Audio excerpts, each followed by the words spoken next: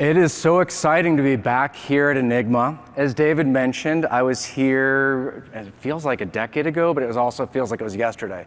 Probably the same for most of you.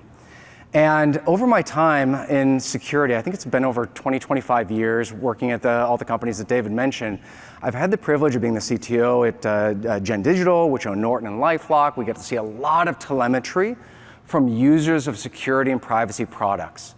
And then moving into the Chief Strategy Officer at RSAC, why did I do this? One of the reasons is that after 20 years of building some of the products and tools for our industry's defenders and for our consumers, I got very interested in the human element of it. And what is that human element? Well, if you think about like people, process, and tools as a framework, I want to spend the next 20 years of my life really focusing on people. I think it's well in hand right now with the vendors out there developing amazing tools and amazing processes. But what I want to focus the next 20 years on is the education. I want to focus on how can we elevate all people in our ecosystem and then all users to have a more secure, a more safe experience online. Part of this probably also happens at the same time that I become a parent and I focus about what is the next generation doing. I think at talk, maybe in 2018 Web Summit, I talked about my daughter at the time, 5 years old, being the beta generation. I know that it'll never actually catch on or be like a hashtag anywhere, but it does feel like they're the beta users of some of these most impactful technologies. How do we feel about that? So today what I want to talk about is what we can learn from looking at the people, listening to what they're saying, and what are the insights and opportunities that will guide our work, our research, and our impacts over time. So let's zoom way out. And I want to give you an analogy and paint a picture. I think often about the Hubble telescope. It hasn't been around for 50 years, like some other institutions, but I think it's been about 30 years-ish or more. And when I think about the telescope and why I think it's appropriate to discuss that here, if you want to see something, you have to determine where to point it. Where in space are you going to look? Why did you choose that? This is, again, similar to how I spent most of my time looking at tools and processes. And now I want to point that telescope at the people. And if we want to do that, and we want to see farther, can we also see into the future? That's what always amazed me about the Hubble telescope. Is that with the light transforming over here, what can we see? How do we see it? How soon can we see it? What if we can take those signals and shunt them directly to the researchers like yourselves, the executives in our audience, all of us that make the decisions that really shape our industry and where it's going. And so just keep that in mind as I walk through today what we're doing. So if instead of looking into space and we look at the people, what's the first data set that we have? The one that I have access to right now isn't 500 million telemetry products and how they're seeing things and interacting online, but what I do have is every year, RSAC convenes over 45,000 registrants. If you think about that for a second, I'm not really a big sports person, so I had to look this up. Yankee Stadium, which I also had I did know that it was baseball, but I was thinking about Seattle and all that. But you can fill the entire Yankee Stadium with a number of registrants that come to RSAC each year. That's a lot of security professionals, okay? Now, there's another 40-some, 50,000 people that hang out right around there but don't registration.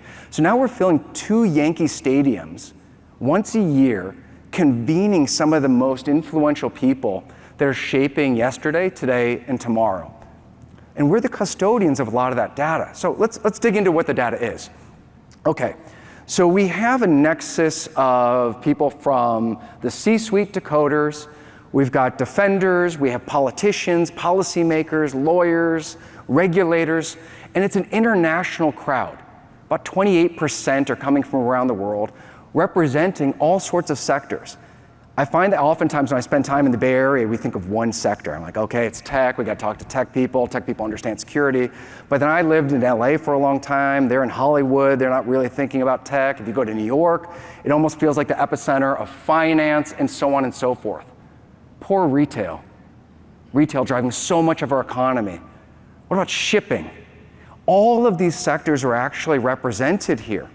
And so when I think about this large corpus of kind of maybe non-traditional cyber intelligence, in fact, in the opening keynote today, Lucia was talking about the submissions that USENIX gets, right? And he had that graph showing, okay, geez, AI is like eating everything. Well, we want to do some similar things. Since we built out a research lab at RSAC, my colleagues like Petros and Laura and Dario, Omer, Chris Gates, all these folks came together and started analyzing this data. And we wanted to just look at the signals. I'm not selling a product anymore. So all I'm interested in, after 20 years of selling products, is what are other people interested in?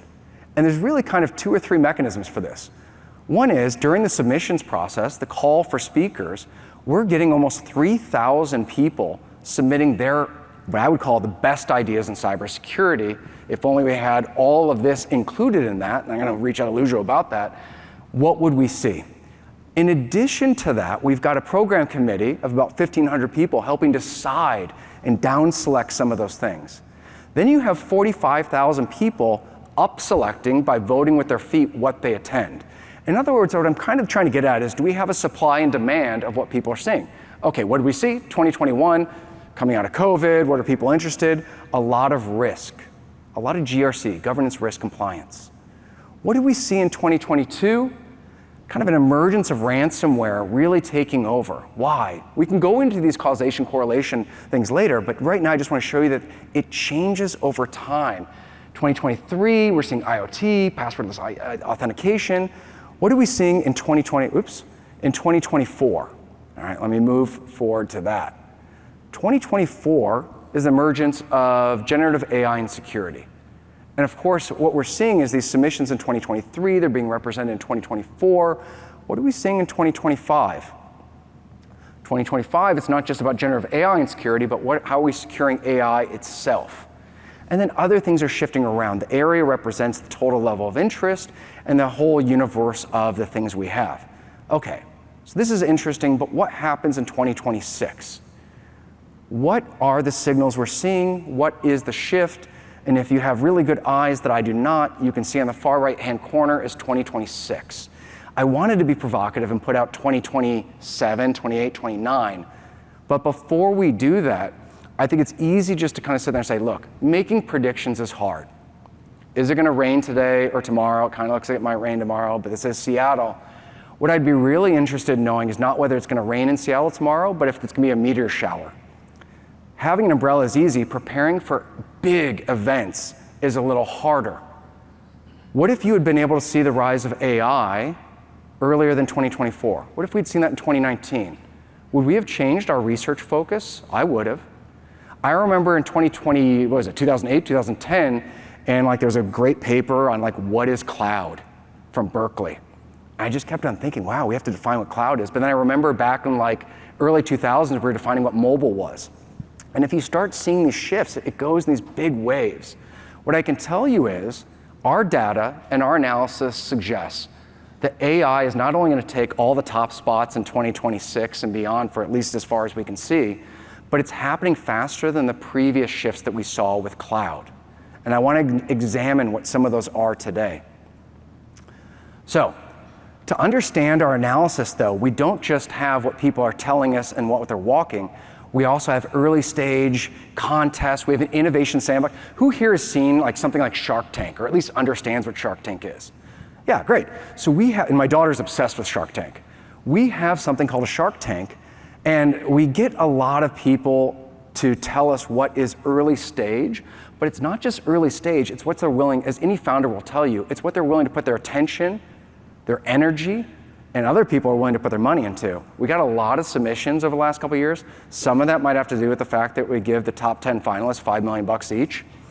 But what we saw is right after 2022 World Stage ChatGPT, far after though, the earlier papers that suggested that you could have this thing called a transcoder, what you started seeing in the innovation sandbox is almost like a leading indicator that we believe started giving us indication that what we would see in the call for submissions later.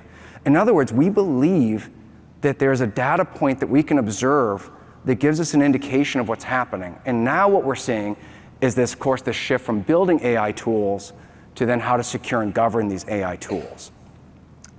Let me go into a few more. Of course, this kind of came out from nowhere. Agentic AI security is absolutely having a breakout year and will continue to do something. It's doubling its share of voice in our community. And remember, this voice is 45,000 people paying attention, maybe 90,000, from thousands of experts around the world that represent politicians, technologists, human interests. So if you look at this, it's going to be impossible to ignore agentic AI going on. But that's preaching to the choir for this room. What else is it doing? Well, look, application security isn't going away. I think I saw this in Ludo's representation of what's happening here at USENIX Security. It seems to align. It's evolving. And AI is about to become its defining feature probably for the next few years. Let's keep looking into this. I don't want it to be just about AI. What else? And just like the USENIX slide that we saw this morning, what else are we seeing? Well, oftentimes you're going to see these bumps and they're going to be periodic, like ransomware.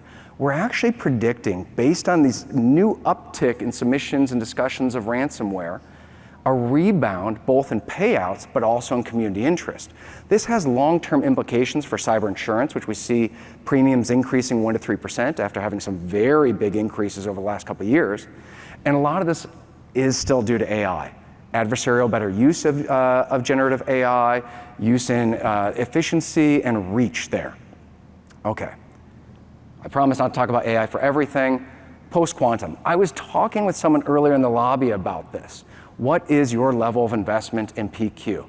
If you ask the finance sector, going back 5 years, our submissions are clear, and when their feet are voting, they are very interested in quantum agility and crypto agility. They're interested in post-quantum, all the PQC talks. So this has been a silent builder for us going forward, and we're even seeing this still in the startup space. The share of dollars it's getting, the share of entrepreneurial time it's getting continues to grow. We do see counterintuitive trajectory around privacy. I'm a huge privacy advocate. I want to see more research in privacy. And I think we're going to get a rebound in that. But it's been interesting to follow over the last few years where that's been actually headed. Let's take a look at one from the past. I was modeling a little bit of AI and where it appeared to where it's growing. And does it get to a hype and then go downhill before it reaches its kind of stable place? Did we see that with cloud? Cloud security's share of startups has certainly declined over the years that we've been running. I should say the data set goes back a full 34 years. It's changed over time. But even if I just look back 5 years, it's not hard to remember how much everybody was talking about cloud security in 2020, 2021. And it's like AppSec for cloud, CloudSec, cloud ops, securing cloud ops. But now it's significantly declined. Is that a bad thing? I would ask you. Our hypothesis, when we then dig into the people that are presenting this, into the audience questions after, is it's not. It's a sign of maturity. Everything you're doing in the last year or two in industry especially has had to touch cloud. You're running your things on cloud, everything is there. So the cloud-specific startups have already kind of matured, and we'll continue to see that plateau out. Maybe we'll see that elsewhere. I did want to throw in another example of an insight that we're seeing. One of those is how people prioritize their time to upskill themselves. People, process, tools. We can spend a lot of time learning about the tools. We can learn a lot about best practices. But when we have tracks about educating yourselves, and there's things like personal development, managing burnout, whole bunch of things on this, leadership is interesting. And what I'm seeing is, or what the data is telling us really, is that people with higher level roles, in a corporate hierarchy at least, C-level, VP, and director, are investing considerably more time than any other cohorts, like 36, 38% higher than other cohorts in investing in themselves on leadership. Why? Why would they choose this? Why now? My speculation, it's purely speculation, is that the pace of change of innovation, entirely new technologies coming on board, workforce challenges changing, largely due to AI, I guess I have to tie it back to AI again, is forcing people to think about how we're going to lead through this change. How are they going to lead their corporations through this? How are they going to lead through a transformation? We saw this before with other massive shifts in technology usage, and we're seeing it again now. And we're going to see this again, but what's interesting, I'm not showing on this, is that for below these levels, it's actually going the opposite direction. They're investing less. And I would suggest if there was a takeaway on this particular slide, it's that we need to encourage people to really make sure they're understanding both the technology, but they're investing in how they can adapt to that technology, embrace that technology, and use it to transform themselves, their teams, and really everybody around them.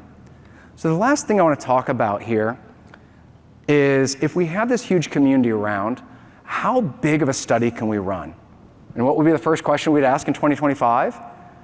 Are humans better than AI at answering security questions? Of course, we have a wonderful research team that's like, hey, let's see these questions that we get. We can generate thousands and thousands of questions, randomly distribute them to a large audience, then gamify it at the conference, give out big prizes, and see which of our humans is going to beat all AI models. Spoiler alert, it's hard to read on that. I should zoom in, like if I could just pinch the team. No, AI absolutely dominates. Big spread everywhere from like 5% all the way up to like 30% by category. There are 21 different categories. IoT, mobile, CloudSec, AppSec. Every model almost decimates our human performance.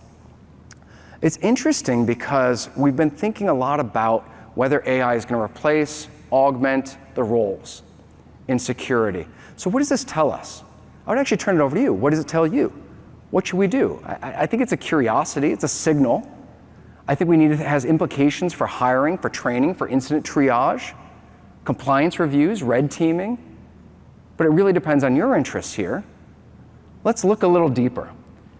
The paper on this is forthcoming, but what I would suggest is open source models, regardless of when they came onto the market, achieve almost always 90%.